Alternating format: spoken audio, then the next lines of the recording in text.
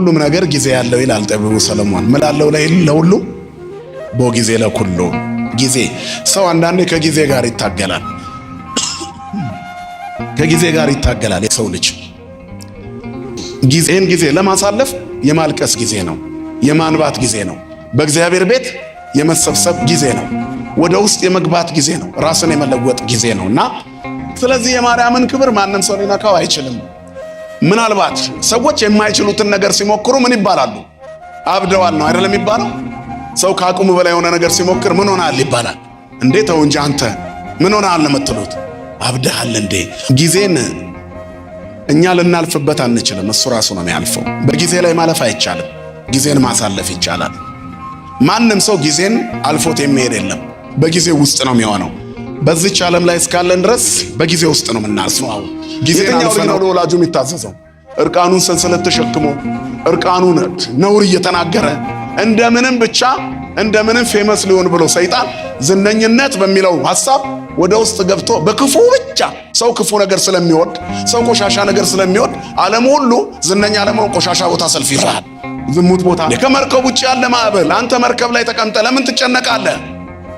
ማዕበል ቢያናውጣት አትሰጥም መርከቧ።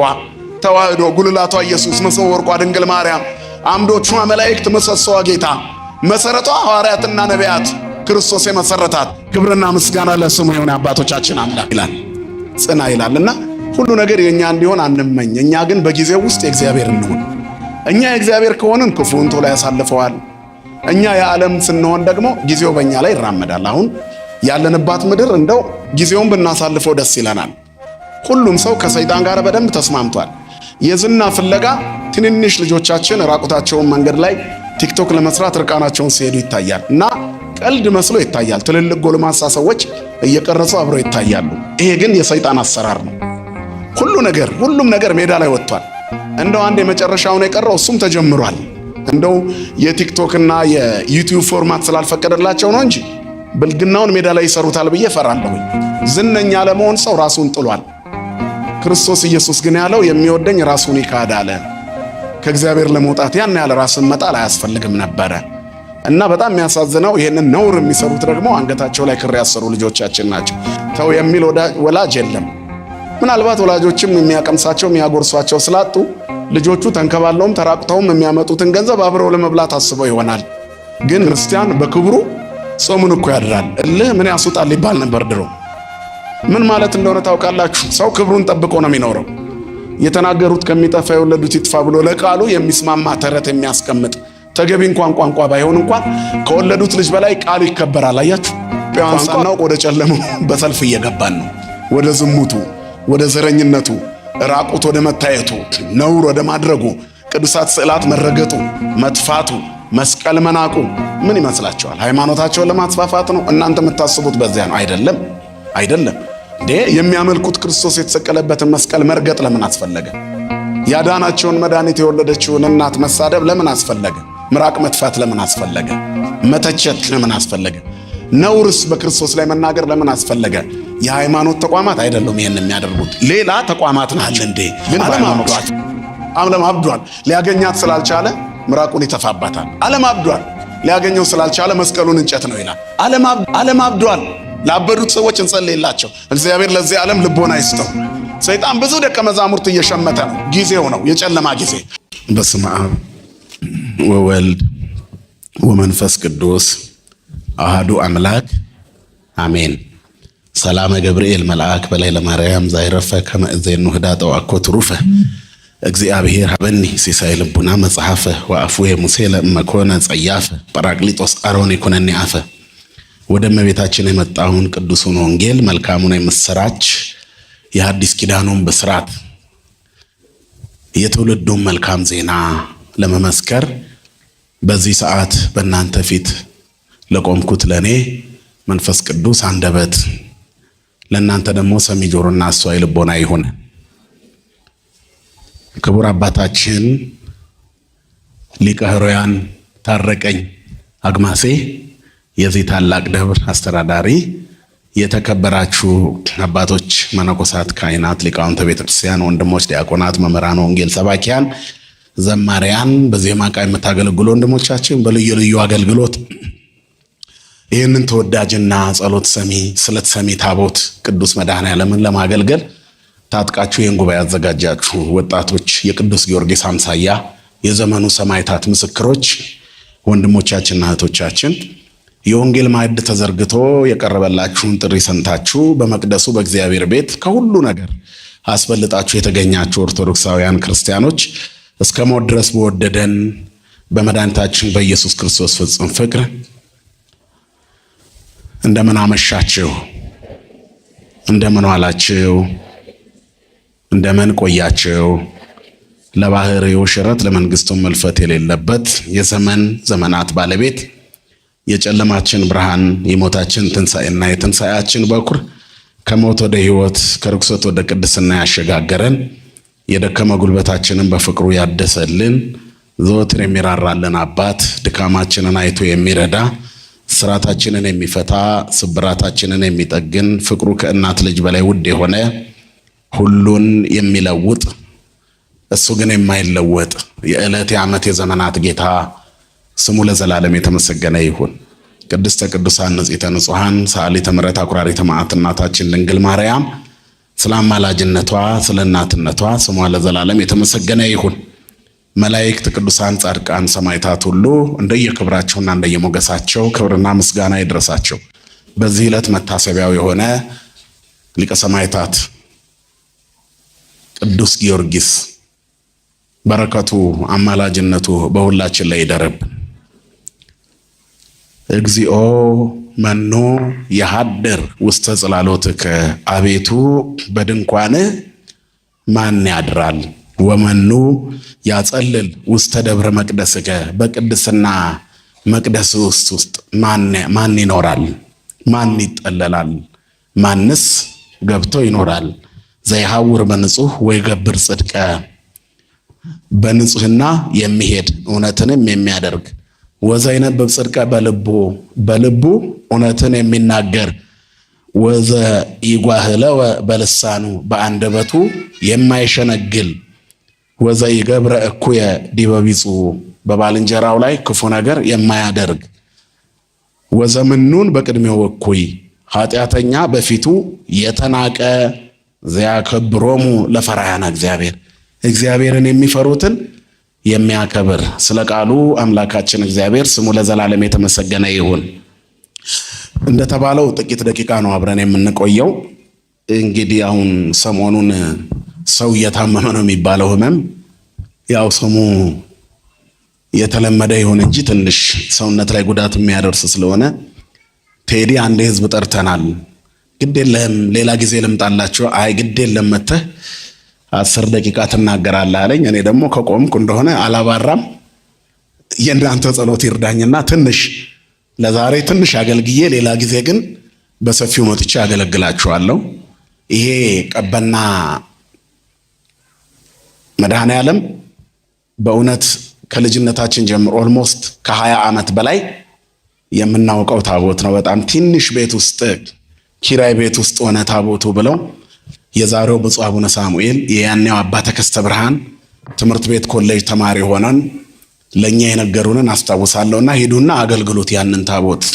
በጣም የሚገርመው የሰው ቤት ውስጥ ነው ያለው፣ ነገር ግን የእናንተን ቤት ይሞላል፣ ልጅነታችሁን ያሳድጋል፣ ወጣትነታችሁን ያድሳል ብለው የነገሩንን አረሳምና ዛሬ የዚህ አካባቢ አድባር ሆኖ ከፍ ብሎ በግርማ ሞገስ ሞልቶ እኔ እንደውም ከ10 ዓመት በፊት እዚህ ጎረቤት ነበርኩ። ትንሣኤን ልደትን ሌሊት መጥቼ ማስቀድሰው እዚህ ነበር እና በጣም ትንሹ መቅደስ ንቦቹ አሉ እንዴ? አሁን የሉም አይደል?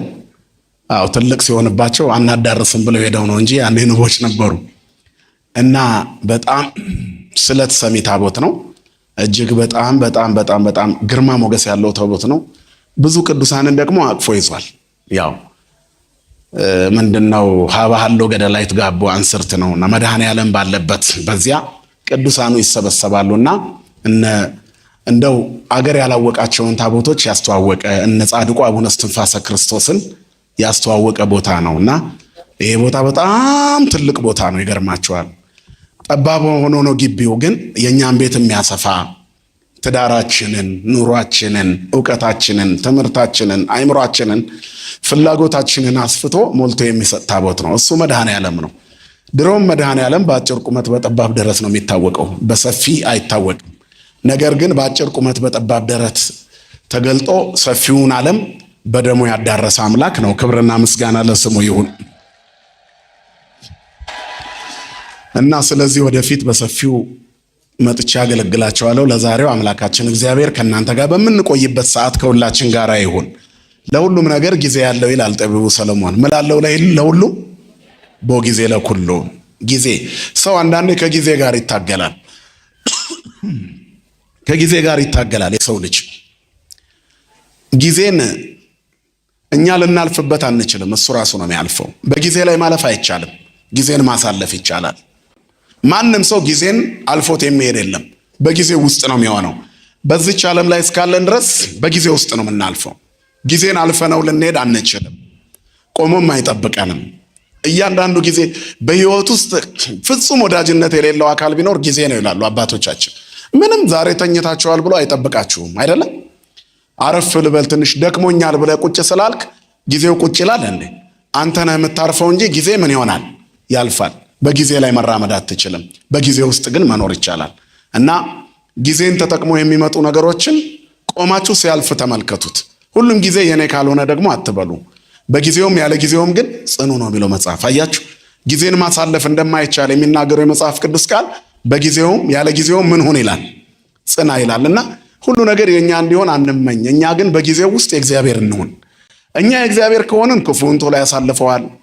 እኛ የዓለም ስንሆን ደግሞ ጊዜው በእኛ ላይ ይራመዳል። አሁን ያለንባት ምድር እንደው ጊዜውን ብናሳልፈው ደስ ይለናል። ሁሉም ሰው ከሰይጣን ጋር በደንብ ተስማምቷል። የዝና ፍለጋ ትንንሽ ልጆቻችን ራቁታቸውን መንገድ ላይ ቲክቶክ ለመስራት ርቃናቸውን ሲሄዱ ይታያል እና ቀልድ መስሎ ይታያል። ትልልቅ ጎልማሳ ሰዎች እየቀረጹ አብረው ይታያሉ። ይሄ ግን የሰይጣን አሰራር ነው። ሁሉም ነገር ሜዳ ላይ ወጥቷል። እንደው አንድ የመጨረሻውን የቀረው እሱም ተጀምሯል። እንደው የቲክቶክ እና የዩቲዩብ ፎርማት ስላልፈቀደላቸው ነው እንጂ ብልግናውን ሜዳ ላይ ይሰሩታል ብዬ ፈራለሁኝ። ዝነኛ ለመሆን ሰው ራሱን ጥሏል። ክርስቶስ ኢየሱስ ግን ያለው የሚወደኝ ራሱን ይካድ አለ።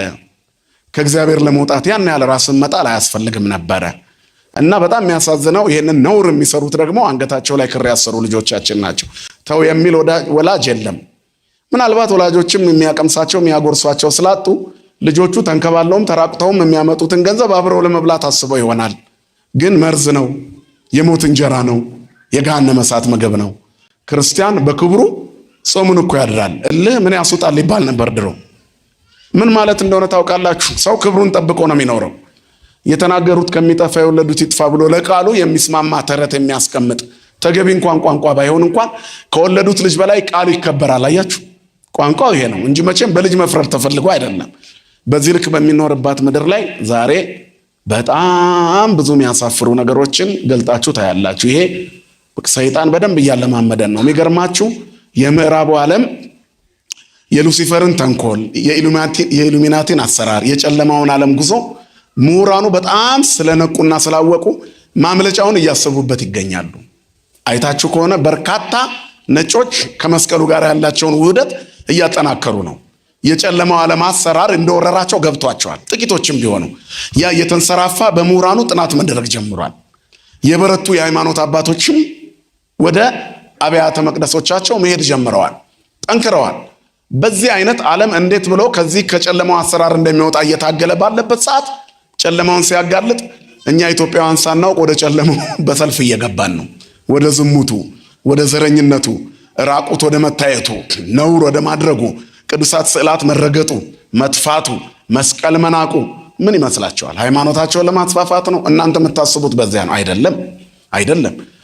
የሚያመልኩት ክርስቶስ የተሰቀለበትን መስቀል መርገጥ ለምን አስፈለገ? ያዳናቸውን መድኃኒት የወለደችውን እናት መሳደብ ለምን አስፈለገ? ምራቅ መጥፋት ለምን አስፈለገ? መተቸት ለምን አስፈለገ? ነውርስ በክርስቶስ ላይ መናገር ለምን አስፈለገ? የሃይማኖት ተቋማት አይደሉም ይሄን የሚያደርጉት፣ ሌላ ተቋማት ናቸው። ግን በሃይማኖት ሽፋን ውስጥ ነው ይሄ እየተከናወነ ያለው እንጂ የትኛውም ሃይማኖት ቢሆን ሌላውን በመንካት እንደማይጸደቅ መጽሐፋቸው እኮ ይነግራቸዋል። በፍጹም ሌላውን በመተቸት ይጸደቃል ብሎ የሚናገር አይኖርም። ግን እየተሰራ ያለው ስራ ሌላ ነው። ምን እንደሆነ ታውቃላችሁ?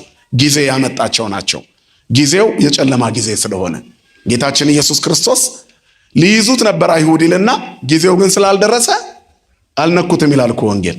ከዚያ በመጨረሻ ሐሙስ ሊይዙት ሲመጡ በመካከላችሁ ስመላለስ ልትይዙኝ አልቻላችሁም ነበር፣ አሁን ግን ጊዜው የእናንተ ነው አይደል ያላቸው። የጨለማው ኃይል አሰራር ጊዜ አሁን ነው። እነሆ በዚያ ጊዜ ልትይዙኝ ፈቃዴ አልነበረም፣ አሁን ግን ጊዜው ነው፣ እንኩነሆ ያዙኝ አላቸው። የአምላክነቱ ኃይል እየገፈተራቸው በሱ ፈቃድ እጁን አስረው አምላካቸውን እየቀጠቀጡ ወሰዱት። ጊዜ ስለሆነ ጊዜ የሰጠው ክል ምን ይባላል? ድንጋይ ይሰብራል። ቀላል አይምሰላችሁ የቋንቋ።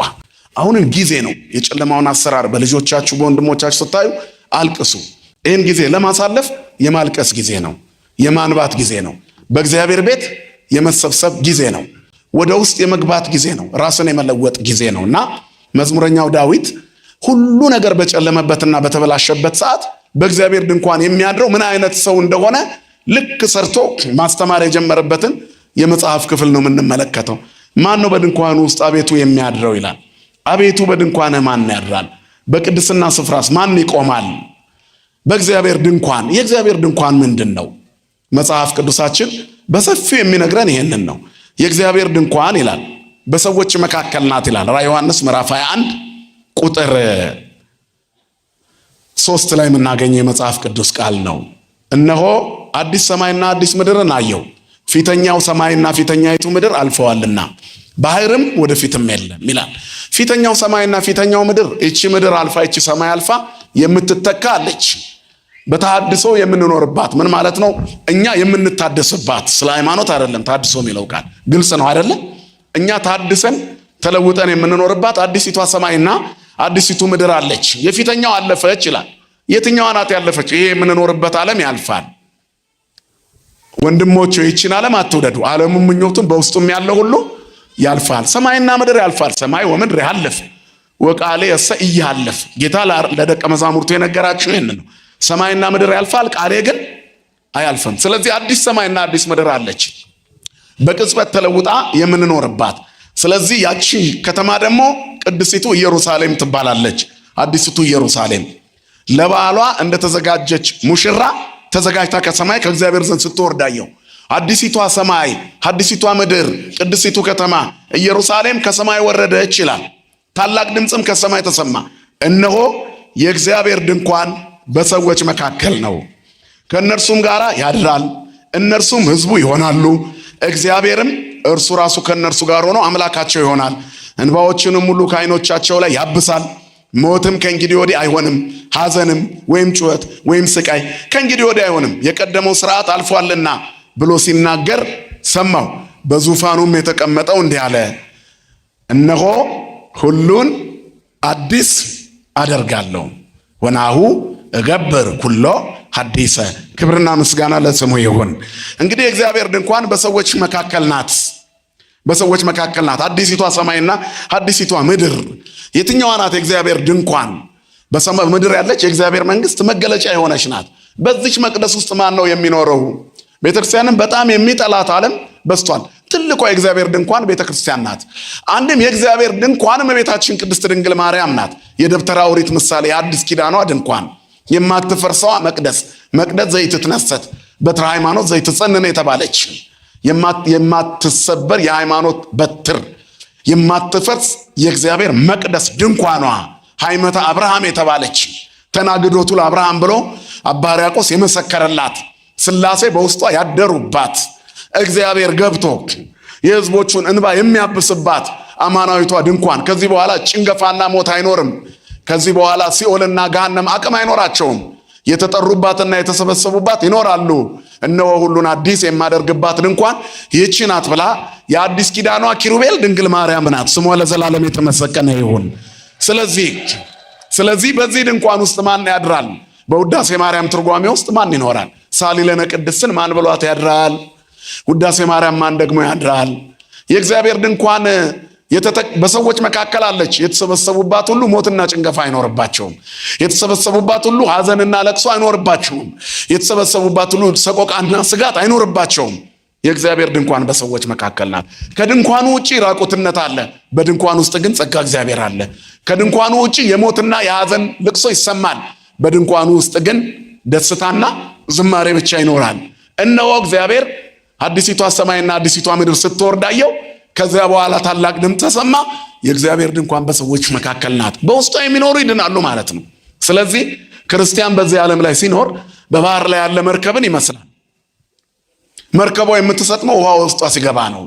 በድንኳኒቱ ውስጥ ዓለማዊነት አይገባም። ክፉ ሐሳብ የገባ ቀን ድንኳኗ ምን ትሆናለች? በየትኛውም ካስማ እንኳን ብትጠብቅ ማረግረጉ አይቀርም። ድንኳን በምንም ቢወጠር መነቃነቁ አይቀርም። አሁን ቤተክርስቲያን ስትነቃነቅ ታያላችሁ፣ ግን አትሰጥምም። ማን ስለያዛት? መሰረቷ ማን ስለሆነ? ክርስቶስ ኢየሱስ ስለሆነ። ጉልላቷ ማን ስለሆነ? ክርስቶስ ኢየሱስ ስለሆነ። አምዷ ምሰሷ ማን ስለሆነ?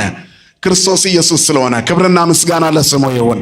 ስለዚህ በዚህ ድንኳን ውስጥ ማን ነው የሚያድረው ነው? ክርስቲያን ቤተክርስቲያን ስለተመላለሰ በውስጡ አለ ማለት አይቻልም። በመርከቧ ውስጥ ብዙ ነፍሳት ነበሩ። እባብም ነበረ፣ ጊንጥም ነበረ የኖህ መርከብ ውስጥ። በዚያ ውስጥ ግን በፍጥረታት መካከል በፍጹም ትሕትና ተልእኳን የፈጸመች ርግብ ናት። አያችሁ? ምክንያቱም ክርስትና እንደ ርግብ የዋህ ፍጹም ንጹሕ ሆኖ የሚገኙበት ሕይወት ነው። ክፉውን ዘመን ለማለፍ በእግዚአብሔር ቤት ውስጥ በራችንን ዘግተን የምንቀመጥበት ጊዜ አሁን ነው። የእግዚአብሔር ድንኳን ከሰማይ ወርዳለች። ከዚህ በኋላ በመካከላችሁ ናት፣ በሰዎች መካከል የእግዚአብሔር ድንኳን፣ የቅድስናው ምንጭ የሆነ እግዚአብሔር ጸሎትን የሚሰማባት፣ ታሪካችን የሚቀየርባት። ጊዜው የማምለጥ ጊዜ ነው። ጊዜን አሳልፉት እንጂ ልታልፉት አትችሉም። ማንም ሰው ከጊዜ በላይ ሆኖ ማለፍ አይችልም። ጊዜን ግን ማሳለፍ ይቻላል።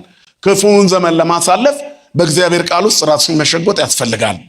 ሕዝቤ ሆይና ወደ ቤትህ ግባ ይልና ቁጣህንም በኋላ ዝጋ። ቁጣ እስኪያልቅ ድረስ ደጅህን በኋላ ዝጋ። ቁጣ እስኪያልፍ ድረስ ጥቂት ጊዜ ምን በል ይላል? ተሸሸግ። መቼም ይቺ የኮሮና ጥቅስ ሆና ነበረ። የተሳሳተ ጥቅስ ነው። ሰው ወደ ቤቱ እንዲገባ ሕዝቤ ወደ ቤትህ ግባ። ወደ ቤትህ ግባ የተባለው የክርስቲያኖች ቤት ቤተክርስቲያን ናት። መከራ ሲመጣ በሮንግ ወይ ተተርጉሞ ወደ ቤትህ ግባ ይህን ጥቅስ የማይናገረው አልነበረም። የኮሮና ሰሞን ቤታችን ለመቀመጥ ብለን ነው ያን ያደረግነው እንጂ ወደ ቤትህ ግባ የሚለው ቃል ወደ እግዚአብሔር ቤት ግባ ነው። የክርስቲያኖች ቤት የቱ ነው? ንገሩኝ። የቱ ነው የክርስቲያኖች ቤት? ቤተክርስቲያን ናት። ተዋህዶ በክርስቲያኖች ልብ ያለች ማንም የማያፈርሳት ክርስትናው። ይህን መቅደስ ምናልባት ዓለማውያን ሊያፈርሱት ይችላሉ። ውስጣችን ያለችው አማናዊቷ መቅደስ እቺ ገብተን እግዚአብሔርን ስናገኝባት ውስጣችን የሚኖረው አማናዊቷ መቅደስ፣ በልባችን ያለችው መቅደስ የተተከለችው ድንኳን የእግዚአብሔር ክብርና ከፍታ በሰው ሊፈርስ ይችላል? ንገሩኝ እስቲ። ክርስትና እንደዚህ ነው። መንፈሳዊነት በኮሪደር ልማት አይፈርስም፣ በመልሶ ማልማት አይነሳም። ማንም ሰው ተዋህዶነትን ከኛ ላይ አያነሳውም። እኛ ግን በራሳችን ፍላጎት እናወጣውና ባዶ እንሆናለን። ስለዚህ እዛ ውስጥ ስለማደር ነው የሚነገረው። ይቺ መቅደስ ሰማይ የምንገባበት በምድር ላይ ያለች የእግዚአብሔር መንግስት መገለጫ ናት። እዚህ ውስጥ ሆነን እኛ የእግዚአብሔር መቅደስ ሆነን እንሰራለን። የማንፈርስ መቅደሶች ማለት ነው። በአማናዊቷ በእግዚአብሔር ድንኳን ውስጥ የምናደር የእግዚአብሔር መቅደሶች።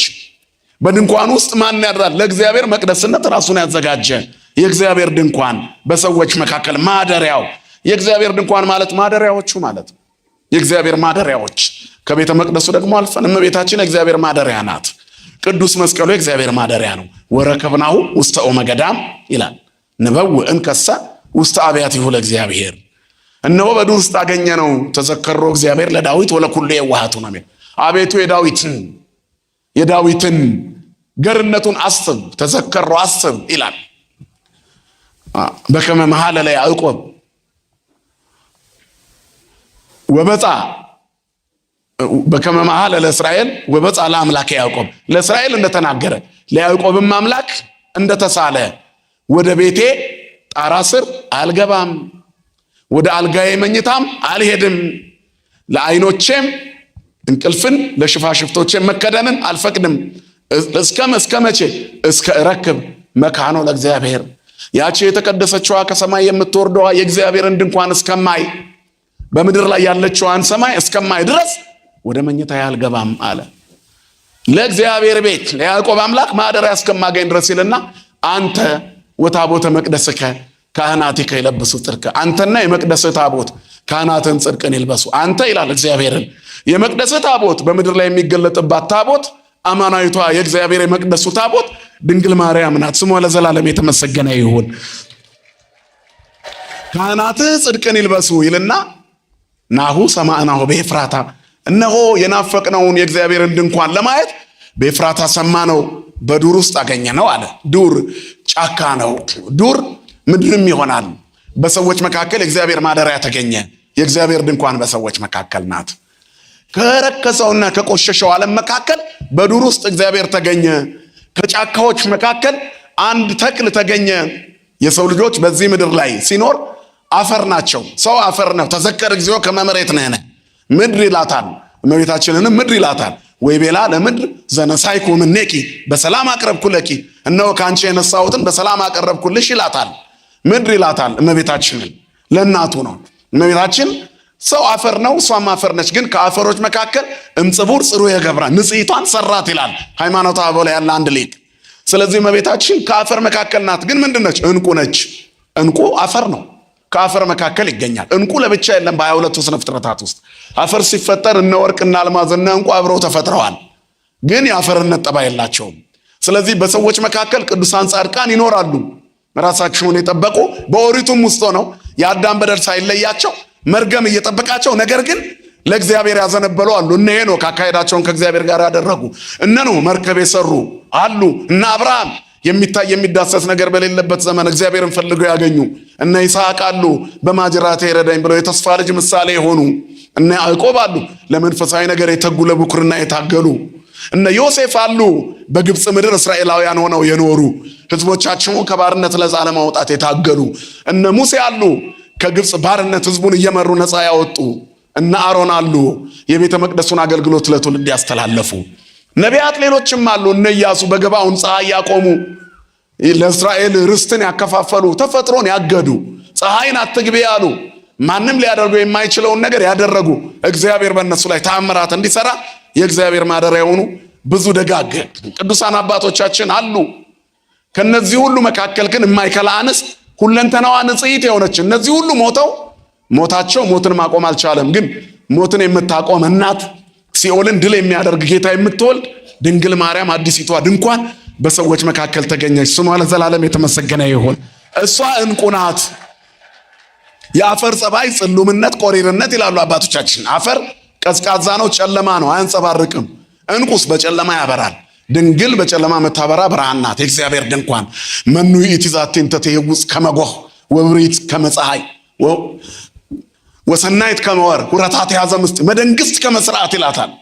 እቺ ማናት? ዓላማ ይዞ እንደተሰለፈ ሰራዊት የምታስፈራ ከፀሐይ የደመቀች ከጨረቃ የተዋበች እቺ ማናት? በብርሃን የተሞላች እንደ ማለዳ ብርሃን የምትጎበኝ ይህቺ ማናት? ሁረታት የያዘ ምስጢር መደንግስት ከመ ስርዓት ዓላማ ይዞ እንደተሰለፈ ሰራዊት የምታስፈራ ይህቺ ማናት ይላታል።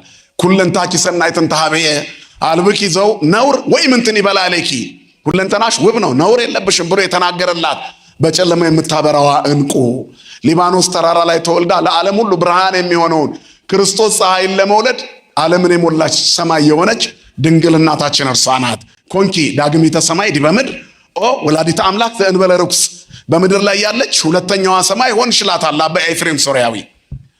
የአምላካችን የክርስቶስ እናት ወይ ሰረቀ ለነ እምኔኪ ፀሐይ ጽድቅ፣ ያለ ርኩሰት አምላክን ወለድሽልን። አማናዊው ፀሐይ ባንቺ በኩል ለኛ ወጣልን። በጨለማ ሁሉ የሚያበራ እውነተኛው ብርሃን ብርሃነ ጽድቅ ዘያበርህ ለኩሉ ሰብ ዘይመጽእ ውስተ ዓለም፣ ለሰው ሁሉ የሚያበራ እውነተኛው ብርሃን ወደ ዓለም ሲመጣ እሱም የመጣው ክርስቶስ ኢየሱስ በማርያም ሰማይነት ተገለጠ። እነሆ አዲስ ሰማይና አዲስ ምድር እንድናይ እግዚአብሔር በውስጧ የምንኖርባትን የተዋህዶ ተስፋ የፍጥረቱ ሁሉ የምስራች ነጋሪ ድንግል ማርያም እናታችን የመልአክ ብስራት ሰምታ ይኩነኒ ብላ ሰማይና ምድር የማይችሉትን የምትችል ንጽሕት ሆና ተገኘች። ስሟ ለዘላለም የተመሰገነ ይሁን። የእግዚአብሔር ድንኳን እሷ ናት። ማን ያድራል በዚህ ድንኳን? ማን ይኖራል እመቤታችንን እያከበረ? አማናዊቷ መቅደስ እሷ ናት። የማትፈርሰዋ መቅደስ በማኅፀኗ 9 ወር ከ5 ቀን ከተመባት። በቤተልሔም የተወለደው ሕፃን 30 ዓመት ከእርሷ ጋር አኖረ። አሁን ለዓለም ሁሉ እንጀራ ሆኖ በመስቀል ላይ ሊውል የሕይወት እንጀራ ክርስቶስ በእንጀራ ቤት በቤተልሔም የወለደችው እናቱ ባለችበት መስቀሉን ገለጠልን። ሌላው ማደሪያው ይሄ ነው። በዱር ውስጥ አገኘ ነው። በጫካ መካከል በብዙ ዛፎች መካከል የጫካውን ንጉስ የዛፎችን ንጉስ መስቀለ ክርስቶስን አገኘ ነው። የክርስቶስ መስቀል የመስቀሎች ሁሉ ንጉስ ነው። ክብርና ምስጋና ለአምላካችን ይሁን። የክርስቶስ ደም የተንጠባጠበበት ብዙ ዛፎች አሉ። ሳጥን መንበር የሆኑ ዛፎች አሉ። መርከብ ጀልባ የሆኑ ዛፎች አሉ። ለልዩ ልዩ አገልግሎት የዋሉ ዛፎች በርካቶች ናቸው። የህይወት እንጀራ የበሰለበት የቀረበበት ብቸኛው ተክል ግን ምንድነው? ዕፀ መስቀል ነው። ለዕፀ መስቀል ይህ ከመተናገርነ ቅድመ እስመ መልአሌሁ አንጠብጠበ ደመ። ስለ መስቀሉ እንደተናገርነው አስቀድመን በላዩ ላይ ደም አንጠብጥቦበታልና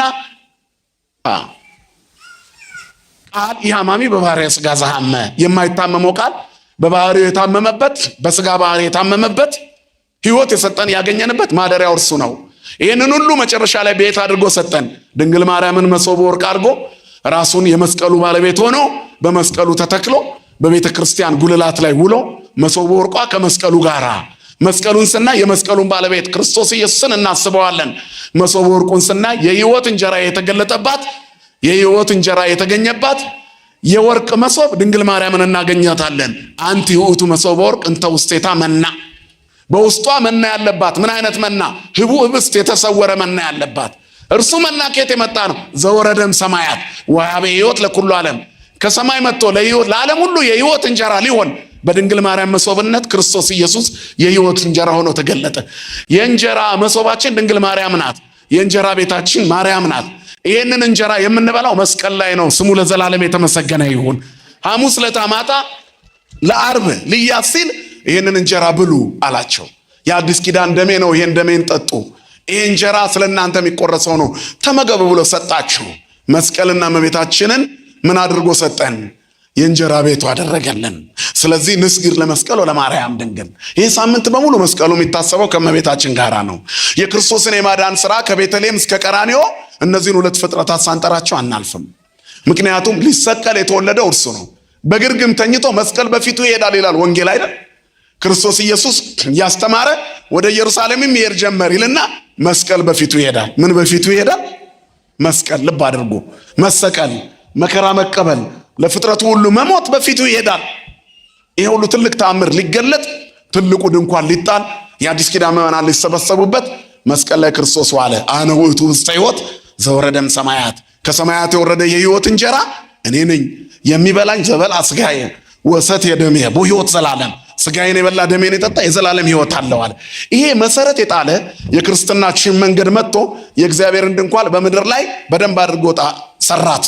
በዚያች ድንኳን ውስጥ ሕይወት ተሰራ። ውዳሴ ማርያም ይደገማል። የመስቀሉ ክብር ይገለጣል። የመስቀሉ ባለቤት ሥጋው ይቆረሳል፣ ደሙ ይቀዳል፣ ይጠጣል። ያ በግ ይመጣል፣ በዚያ ሁል ቀን ይታረዳል። የበጉ ሰርግ ሁሉ ተሰብስበው የሚመገቡበት ስፍራ ያለው በቤተ መቅደሱ ነው። በመስቀሉ ይከብራል። በቤተልሔም የተወለደው በስመ አብ ወወልድ ወመንፈስ ቅዱስ ብለው ይለውጡታል። በግ ይምጣ ንርአዮ በአይን ወንጥበው ባይዳው፣ በጉ ይምጣ በአይናችን እንየው በእጆቻችን እንረደው ይላል። እናርደው ዘንድ ይላል። ካህኑ እኮ ነው። ይደመር ሥጋው ምስለ ዝንቱ ህብስት፣ በዚህ ህብስት ላይ ሥጋው አንድ ይሁን ይለወጥ ሲል ነው። ወደሙኒ ይትካው ምስለ ዝንቱ ጽዋ፣ ደሙን በዚህ ጽዋ ላይ ይቀዳ ይላል።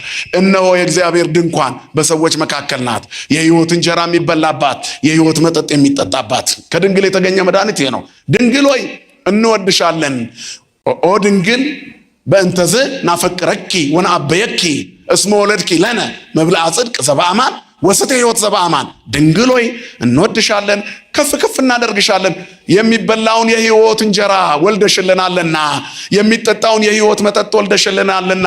ከድንግል ማኅፀን የተገኘው በሰዎች መካከል ከተተከለችው ከአማናዊቷ ድንኳን የተገኘው የደብተራ ኦሪቷ በሙሴ ገጽ የሚገለጥ እግዚአብሔር ነበረ። ውስተ ገጸ ሙሴ ተሰባ፣ በሙሴ ገጽ ተመሰገነ፣ ከበረ እግዚአብሔር። ያ ሙሴ ፊቱን አይቶ ገና ስላበራበት ስላናገረው ፊቱ በርቶ ሙሴ ተሸፈንልን፣ እግዚአብሔርን ፊት አይተሃል፣ እግዚአብሔርን አናግረሃልና አልቻልም ልናይ ምእመናን ያሉትን ማርያም በማኅፀኗ ተሸክመዋለች። የእሷ ክብር ምን ይረቅ ምን ይደንቅ! ሙሴ ስላየው ብቻ ፊቱ አንጸባርቀው ምእመናን ሊያዩት አቃታቸው። እግዚአብሔርን ስላየ ብቻ ሰውን ልናየው አንችልም። አያቸው፣ ቅዱሳን የሚሰወሩት እግዚአብሔር ጋር ሲደርሱ ነው። ቅዱሳን ባለመታወቅ ይታወቃሉ። ለንጽሮተ ስሉስ ቅዱስ ሲበቁ ይሰወራሉ። ሙሴ እንደዚህ ነው። እግዚአብሔርን ስላየ ተገልበብለን ሙሴ ተገልበብለን አሉት። ተደበቅልን፣ ተሰወርልን አሉት። ሙሴን ለመኑት እስራኤላውያን። ምክንያቱም ሊያዩት አልተቻላቸውም። ከማን ጋር ስለተነጋገረ? ከእግዚአብሔር ጋር። አያችሁ፣ እግዚአብሔርን ያየ ማንም እንኳ የለም። ነገር ግን አንድ ልጁ በአባቱ እቅፍ ያለው ልጁ ተረከዋል ዮሐንስ። ያ ልጁ የተረከውን ክርስቶስን ወይንም እግዚአብሔርን በሙሴ ፊት የተገለጠውን አምላክ ያንን ጌታ ድንግል ማርያም 9 ወር ከ5 ቀን በማይጸኗ ከትመዋለች። 9 ወር በማይጸኗ ይዘዋለች። 3 ዓመት ከ6 ወር በጀርባዋ ተሸክማ ተሰዳለች። ያ እግዚአብሔር በጀርባዋ አዝለዋለች። ሙሴ ገና ስላናገረው ብቻ ፊቱ እንደ ፀሐይ በርቶ ሰዎች ሊያዩት ያልተቻላቸውን እሽሩሩ ብለዋለች፣ ጡቷን አጥብተዋለች። የድንግል ማርያም ክብር የሚተካከለው የለም። ስሟ ለዘላለም የተመሰገነ ይሁን። ስለዚህ የማርያምን ክብር ማንም ሰው ሊነካው አይችልም። ምናልባት ሰዎች የማይችሉትን ነገር ሲሞክሩ ምን ይባላሉ? አብደዋል ነው አይደለም የሚባለው? ሰው ከአቅሙ በላይ የሆነ ነገር ሲሞክር ምን ሆናል ይባላል። እንዴ ተው እንጂ አንተ ምን ሆናል ለምትሉት አብደሃል እንዴ? ዓለም አብዷል። ዓለም አብዷል። ሊያገኛት ስላልቻለ ምራቁን ይተፋባታል። ዓለም አብዷል። ሊያገኘው ስላልቻለ መስቀሉን እንጨት ነው ይላል። ዓለም አብዷል። ላበዱት ሰዎች እንጸልይላቸው። እግዚአብሔር ለዚህ ዓለም ልቦና ይስጠው። ሰይጣን ብዙ ደቀ መዛሙርት እየሸመተ ነው። ጊዜው ነው፣ የጨለማ ጊዜ። አሁን ጊዜው ደርሷልና እንኩ ውሰዱኝ አላቸው። ነፍሴን በፈቃዴ ላኖራት ወይንም ደግሞ ልተዋት ስልጣኔ እኔ ነው ያለ ጌታ ሰዓቱ እንደደረሰ አውቆ አሁን ግን ሰዓቱ ደርሷል። በመካከላችሁ በምኩራብ በቤተ መቅደስ ሳስተምር እያያችሁ ልትይዙኝ አልቻላችሁ፣ ምክንያቱም ጊዜው አይደለምና። አሁን ግን ጊዜው ነው። ስለዚህ አሁን እየሆነ ያለው ነገር ጊዜው ነው። በዚህ ጊዜ ውስጥ በዚህ መንገድ ውስጥ ቤተሰቦቻችሁን ያዙ፣ ልጆቻችሁን ያዙ እንዳያብዱ የሰይጣን ልጆች ሆነው። አለመውለድ ይሻላል። ያላጠቡ ጡቶችና ያልወለዱ ማህፀኖች ብፁዓን ናቸው የሚባልበት ዘመን ላይ የደረስነው። አሁን የትኛው ልጅ ነው ለወላጁ የሚታዘዘው? እርቃኑን ሰንሰለት ተሸክሞ እርቃኑን ነውር እየተናገረ እንደምንም ፌመስ ሊሆን ብሎ ሰይጣን ዝነኝነት በሚለው ሐሳብ ወደ ውስጥ ገብቶ በክፉ ብቻ ሰው ክፉ ነገር ስለሚወድ ሰው ቆሻሻ ነገር ስለሚወድ ዓለም ሁሉ ዝነኛ ለመሆን ቆሻሻ ቦታ ሰልፍ ይዟል። ዝሙት ቦታ፣ ዘረኝነት ቦታ፣ ነውር ቦታ፣ እርቃን መዋል ቦታ፣ ስድብ ቦታ፣ ክፉ ስራ ቦታ ላይ ብቻ ነው የምታገኟቸው። የምናያቸው ነገሮች በሙሉ በክፋት የተሞሉ ናቸው። ደግ ነገር በመስራት ሰዎችን ከማስደሰት ይልቅ ክፉ ነገር በማድረግ ክፉ ተብሎ ዝነኛ ለመባል የሚሰለፈው ዓለም ብዙ ነው። እኛም ተከታይ የምንሆነው የእሱ ነው። የዚያ የቴክኖሎጂውን ፎርማት ስልክህን ክፈተው፣ የሚያሳይህ ማንነትህን ነው። እስቲ ቀድሞ ፊት ለፊት ገጽ ላይ የሚመጣልህ የትኛው ነው? ሪኮመንድድ ፎር ዩ፣ ይሄ ቪዲዮ ለአንተ ሪኮመንድድ ነው ይልሃል እኮ። ስለ ዝሙት ስታስብ ሐሳብን ያወቀ ይመስል የነገርከው ይመስል ይደረድርልሃል የምትፈልገውን። በዚያ ታመሻለህ፣ አዲክትር ትሆናለህ፣ ሳታውቀው ውስጡ ትኖርበታለህ።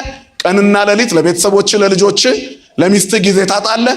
እዛው ትገባና አሁን ስሙን ልንናገረው የማንችለው ነገር ውስጥ አይንን ስገልጥ ታጣዋለህ።